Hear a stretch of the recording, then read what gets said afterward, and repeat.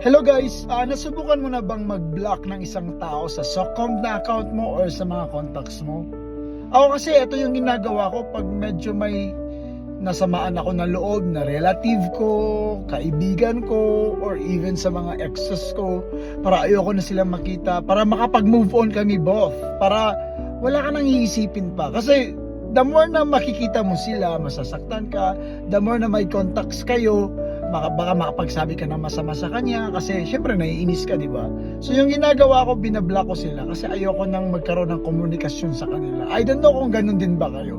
Pero guys, excuse na naman ito, tao lang tayo. We usually have our differences. So minsan kasi para magkaka-move on ka, magkakaroon ka ng peace of mind, mas maganda na yung walang komunikasyon, di ba? Kung maayos pa yung gusot, mas maganda. Pero pag hindi na, so let's try to forget each other na lang or move on na. Kasi napakahirap din naman kasi na may dinaramdam ka sa isang tao tapos makikita mo siya sa contact mo, makikita mo siya sa social media niya. What for? So ako, pag may nakaalitan talaga ako, inaano ko na talaga, iniiwasan ko na, binablock ko na.